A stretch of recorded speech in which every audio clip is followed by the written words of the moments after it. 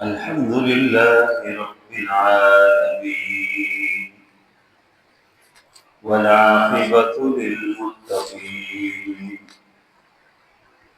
والصلاة والسلام على رسوله محمد وآله والصلاة والسلام على رسوله محمد وآله وأصحابه أجمعين. أما بعد فأعوذ بالله من الشيطان الرجيم. بسم الله الرحمن الرحيم.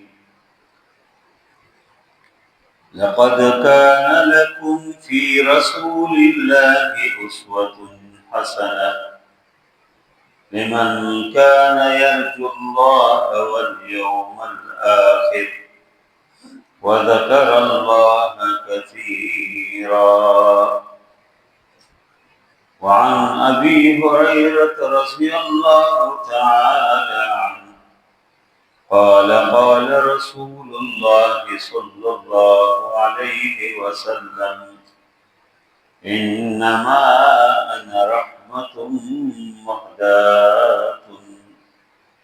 صدق الله العظيم وصدق رسوله النبي الكريم ونحن على ذلك لمن الشاهدين والشاكرين والحمد لله رب العالمين. اللهم صل على محمد وعلى آل محمد كما صليت على إبراهيم وعلى آل إبراهيم إنك حميد مجيد.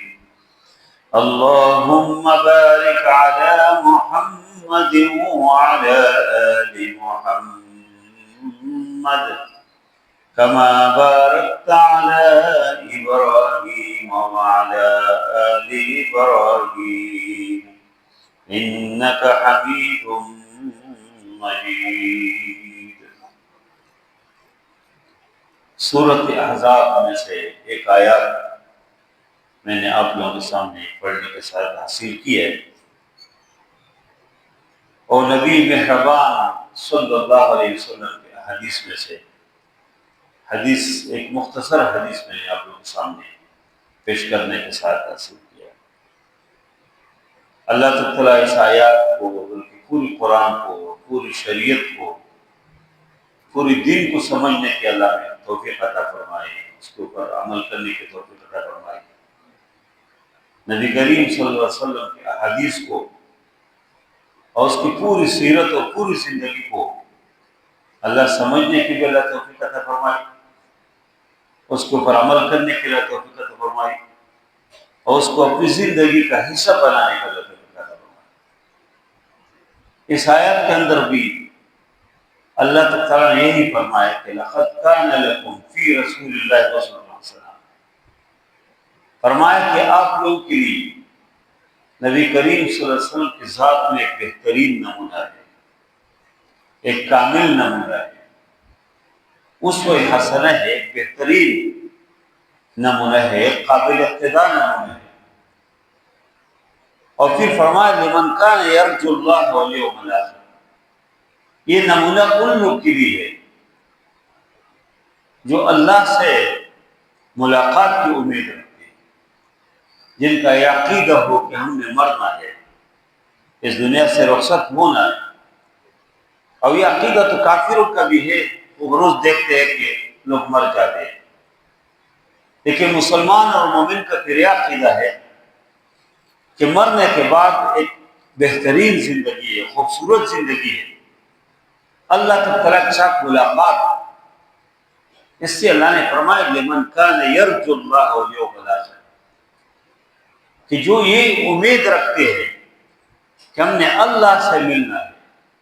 اللہ تعالیٰ سے ملاقات کریں گے، اللہ کی دیدار حاصل کریں گے، اور آخرت کے دن کا جس کو امید ہو، اور فرمایا کہ وذکر اللہ کثیرا، جو اللہ کو بہت زیادہ یاد کرتے ہیں، اللہ کو بار بار یاد کرتے ہیں، کثرت کے ساتھ اللہ کو یاد کرتے ہیں۔ فرمایا کہ نبی کریم صلی اللہ علیہ وسلم کی زندگی میں ان لوگ کے لیے نمونہ ہے۔ اور اس حدیث کے اندر نبی کریم صلی اللہ علیہ وسلم نے فرمایا کہ انما انا رحمت، فرمایا کہ مجھے اللہ نے ایک رحمت بنا کے بھیجا، میں رحمت ہوں آپ کی۔ اور فرمایا کہ مہدات، میں ایک ہدیہ ہوں، ایک تحفہ ہوں، ایک گفٹ ہوں، یعنی اللہ تعالیٰ نے اس پوری امت کے لیے اور اس قیامت تک تمام انسانیت کے لیے نبی کریم صلی اللہ علیہ وسلم کی اس پوری زندگی کو اللہ نے ایک اسوہ حسنہ بھی بنایا، اللہ نے رحمت کے طور پر بھی اس کو بھیج دیا، اور اللہ تعالیٰ نے ایک ہدیہ، ایک تحفہ، ایک گفٹ کے طور پر بھیج دیا۔ اس آیات میں اگرچہ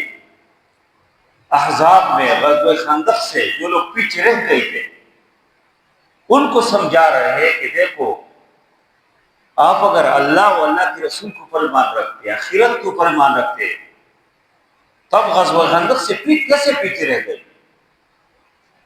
جبکہ اللہ کے نبی صلی اللہ علیہ وسلم خود موجود ہے،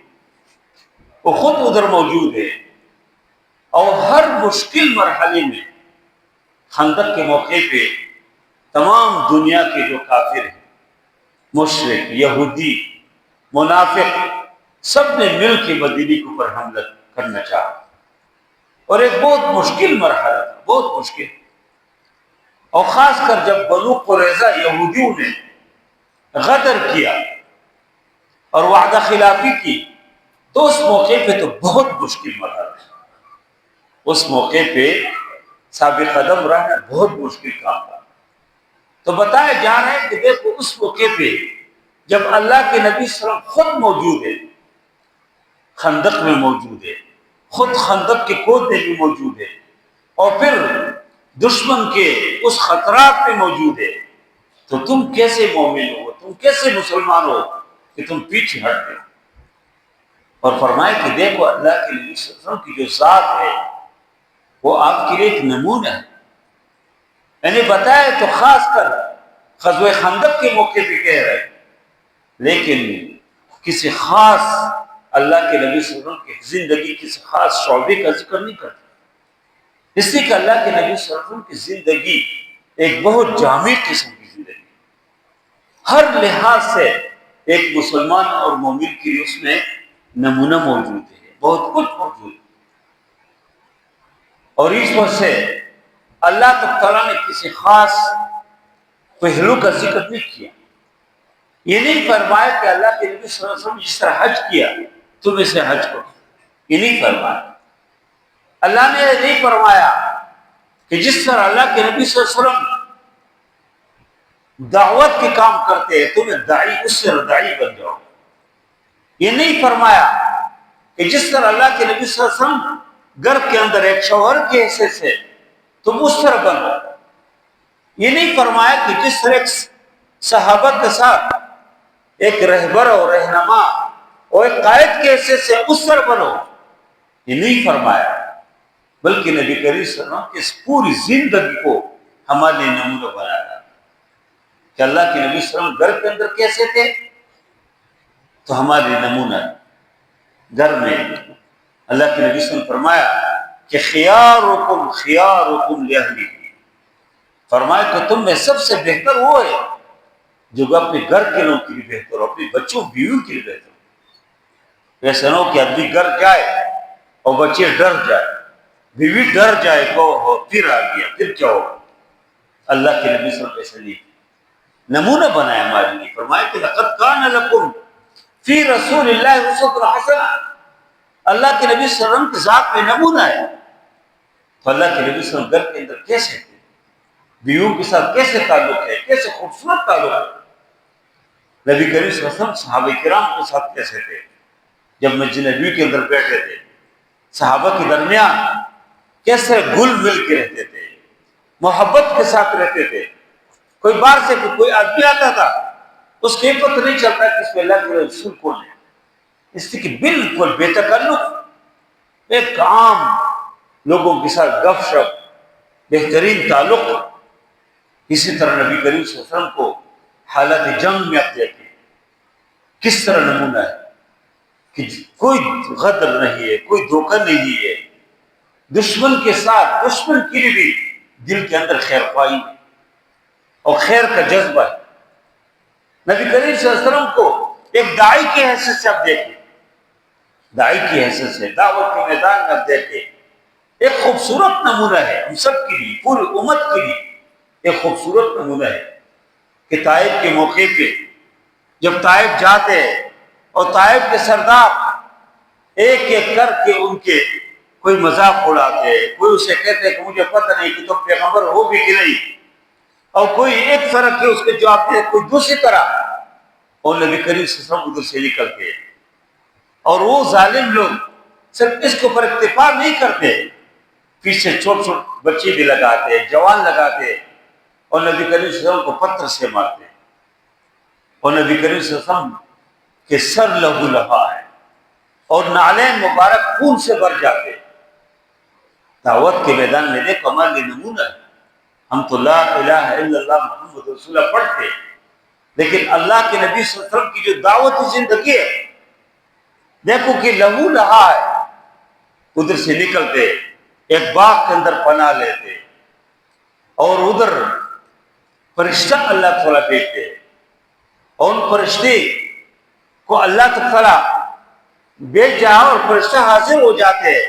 کہ یا رسول اللہ آپ کے ساتھ جو کچھ ہوا اللہ تعالیٰ نے دیکھ لیا، اگر آپ حکم کریں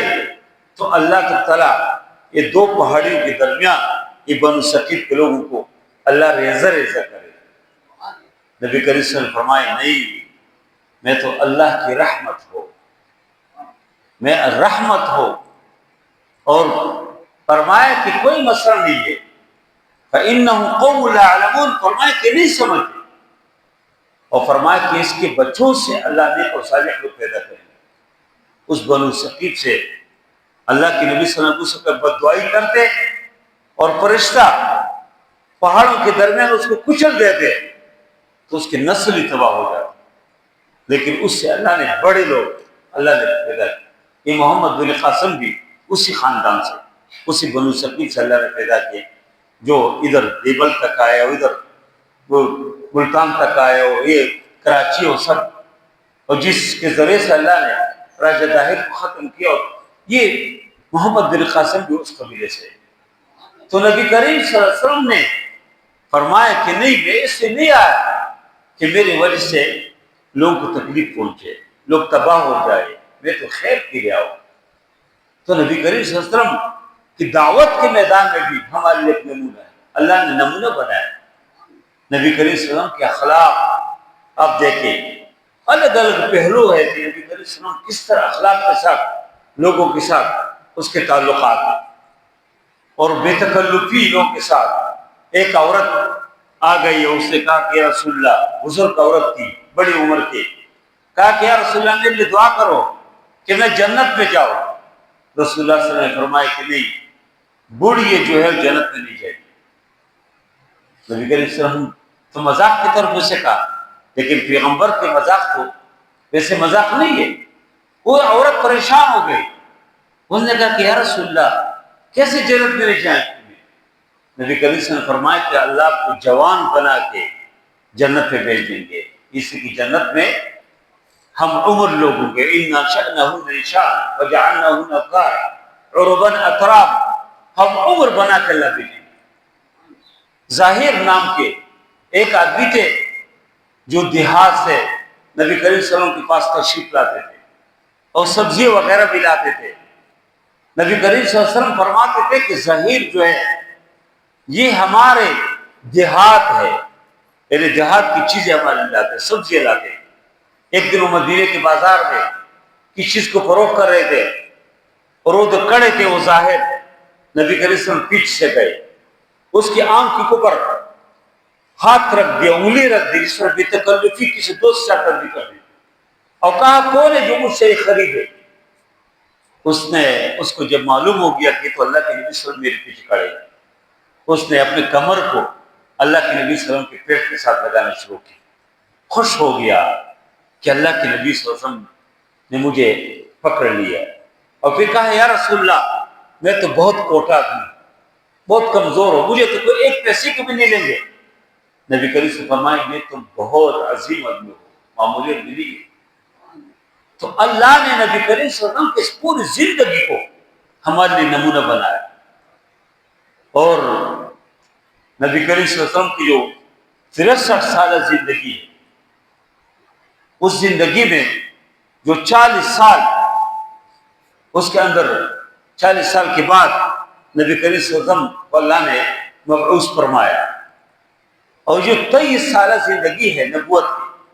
اس پہ آپ دیکھیں کہ مکی کے اندر جو اس کی دعوتی زندگی ہے،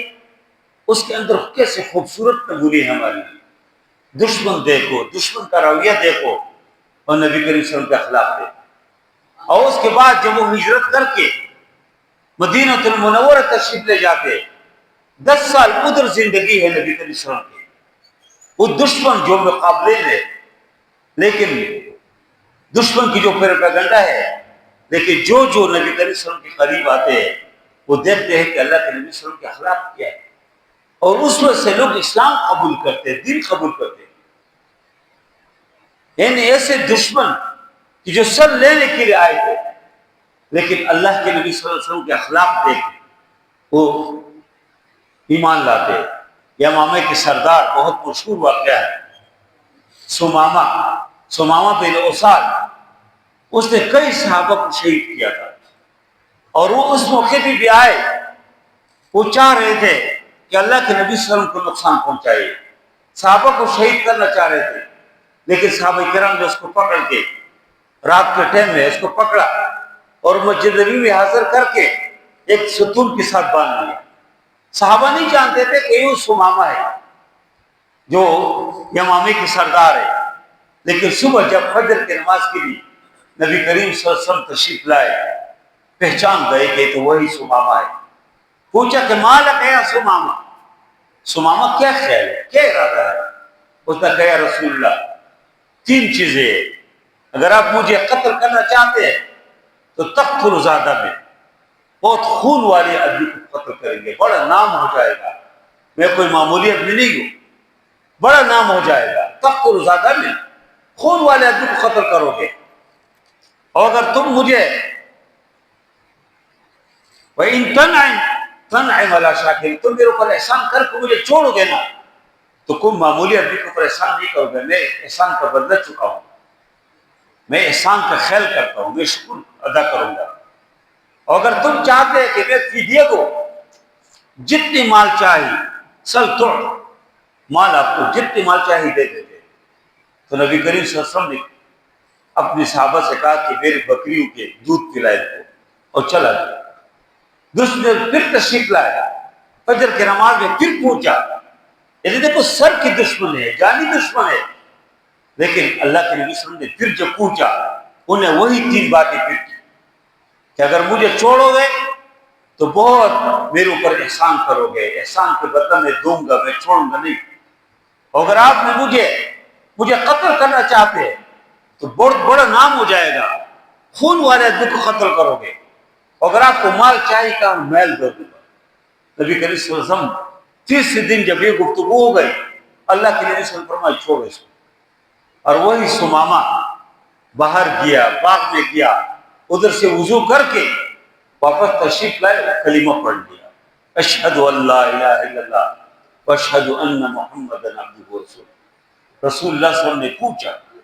کہ تم کیسے واپس آ گئے، آپ نے کیسے اسلام قبول کیا؟ انہوں نے کہا کہ یا رسول اللہ میں نے 3 دن ادھر صحابہ کرام کو قریب سے دیکھا، ان کے اللہ کے ساتھ میں نے تعلق دیکھا، میں نے آپ کو دیکھا، آپ کے اخلاق کو دیکھا،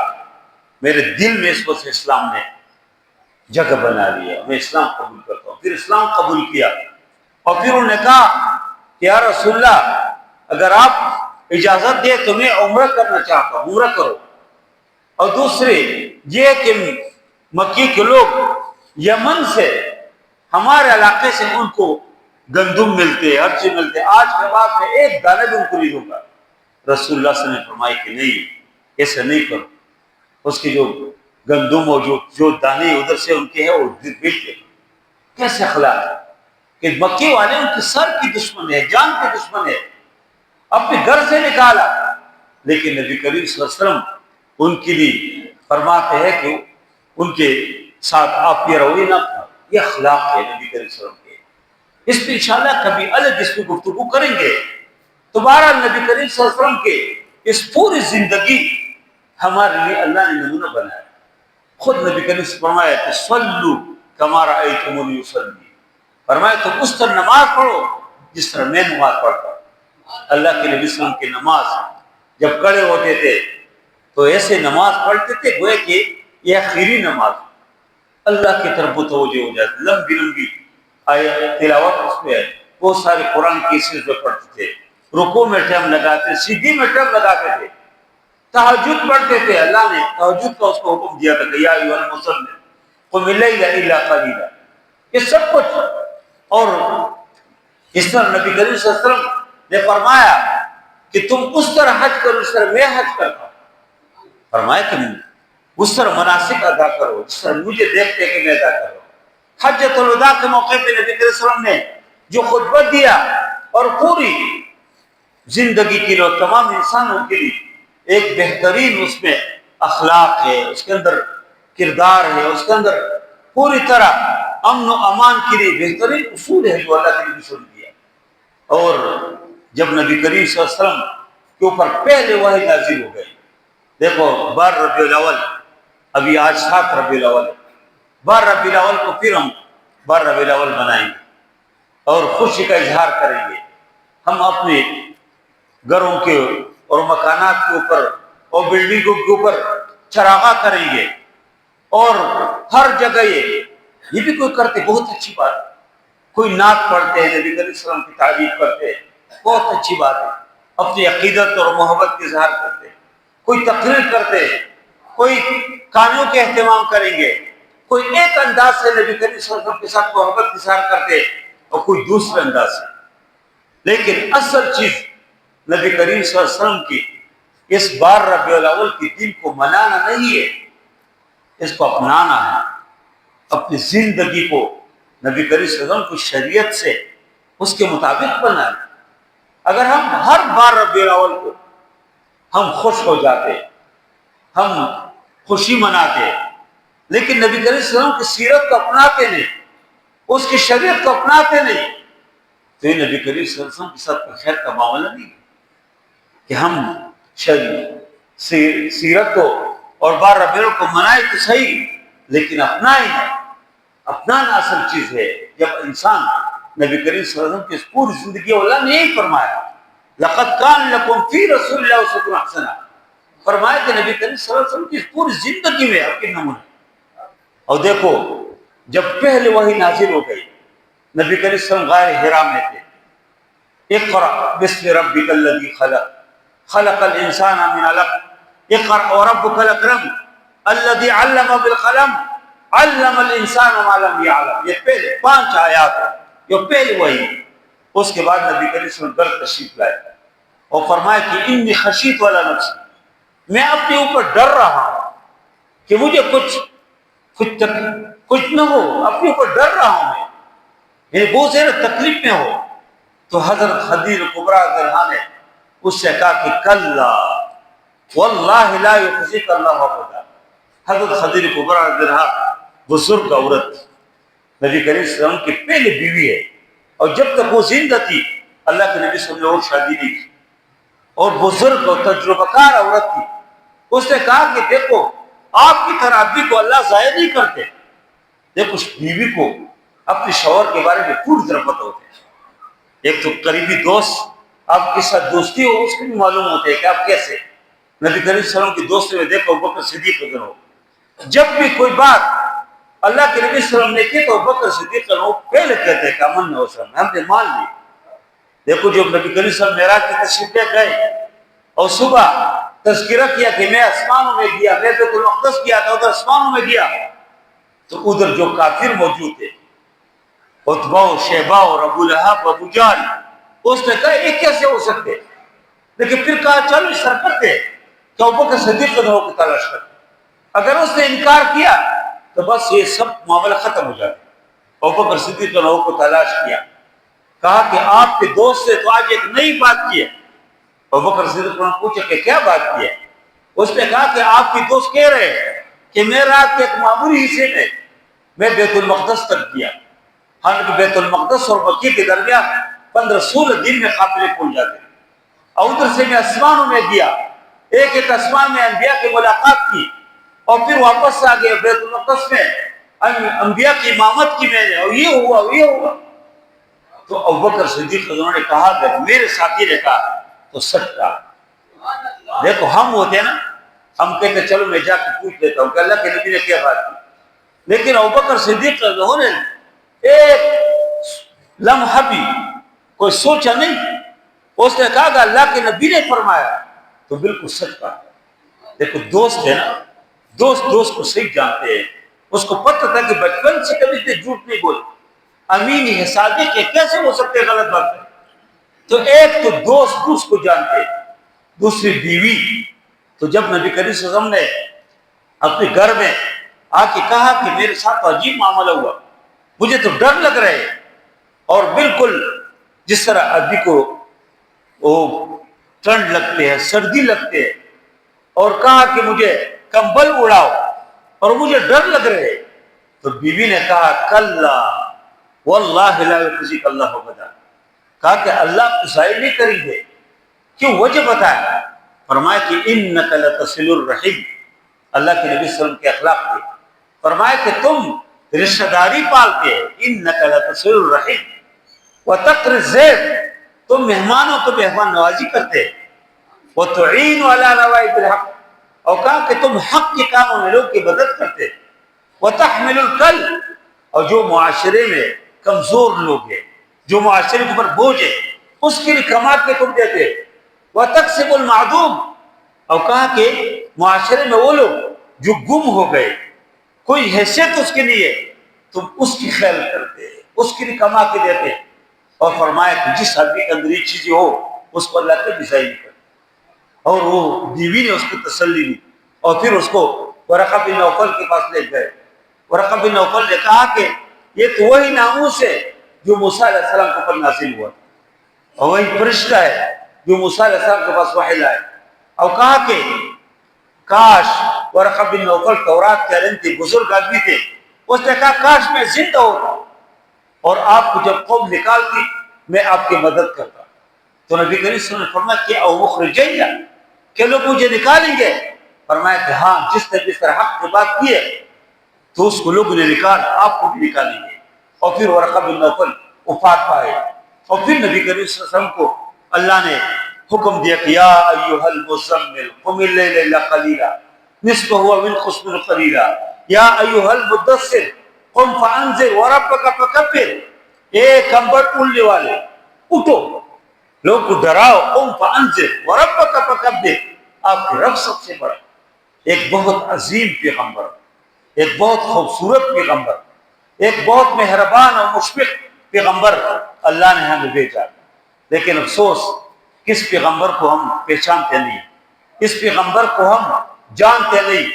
یہ پیغمبر ہمارے لیے کتنے روئے, کتنے اس نے ہمارے لیے دعائیں کی ہے. دنیا میں بھی روئے, تہجد میں روئے اللہ کے سامنے, اور قیامت کے دن بھی نبی کریم صلی اللہ علیہ وسلم اللہ کے سامنے روئے.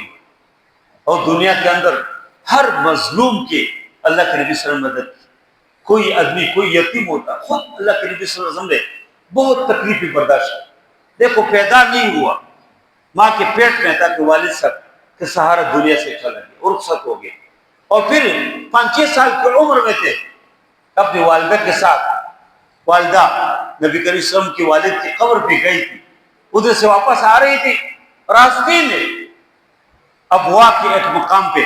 وہ وفات پائی. ایک 5 سال کے بچے کیا پتہ ہے کہ وفات کیا ہوتے. وہ حیران تھے کہ میری والدہ زندہ تھی, کیا ہوا اس کو, کہ ادھر لوگ اس کو دفنا رہے ہیں, اوپر سے مٹی ڈال رہے ہیں. وہ میں ایمن رضی اللہ عنہ ساتھ, وہ فرماتی ہے کہ میں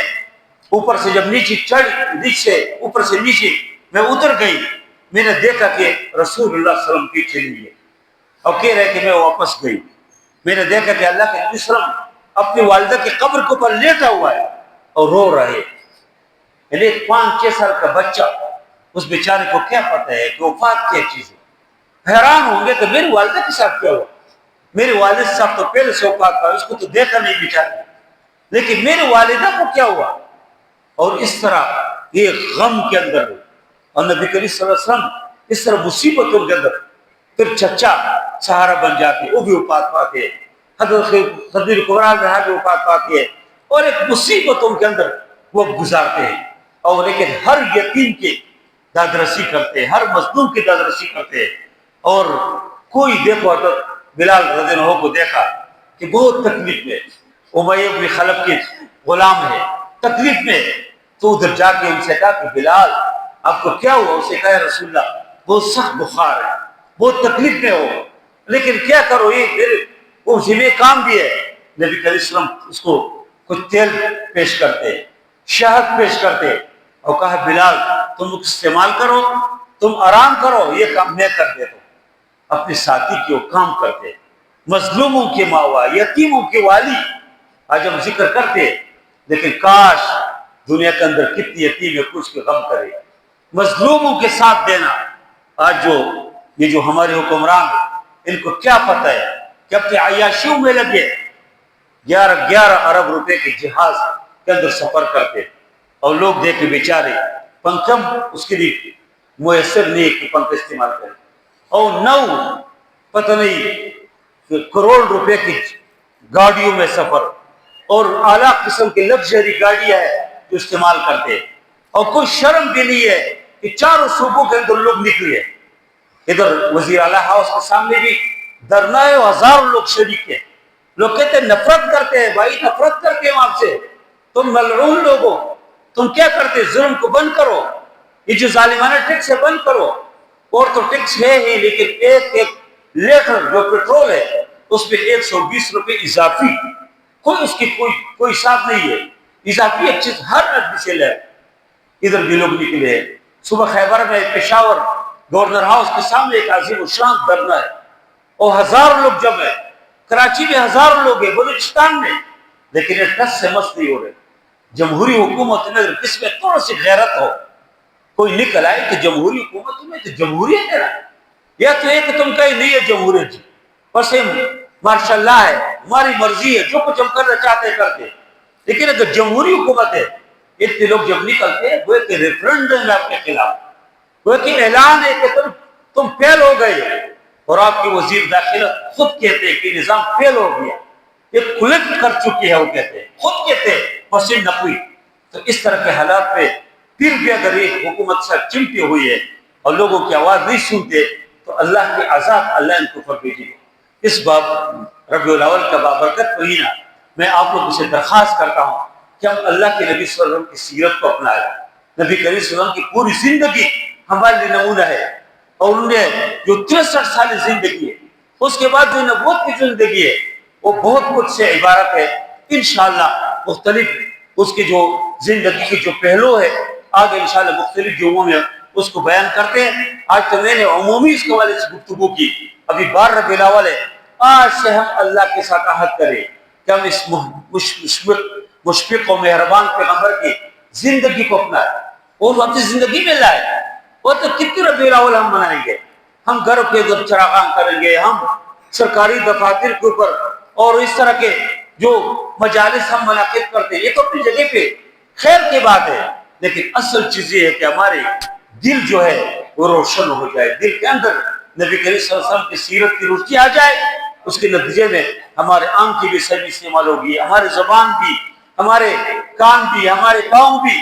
ہمارے کاروبار بھی، تجارت بھی، اور اس کے نتیجے میں اللہ تعالیٰ ہمیں دنیا میں بھی سکون اللہ تعالیٰ فرمائیں گے، آخرت میں بھی اللہ تعالیٰ نبی کریم صلی اللہ علیہ وسلم کی پوری زندگی کو اپنانے کے توفیق عطا فرمائے۔ وصلی اللہ تعالیٰ علی خیر خلقہ محمد و علی صحبہ اجمعین برحمتک یا رحمت۔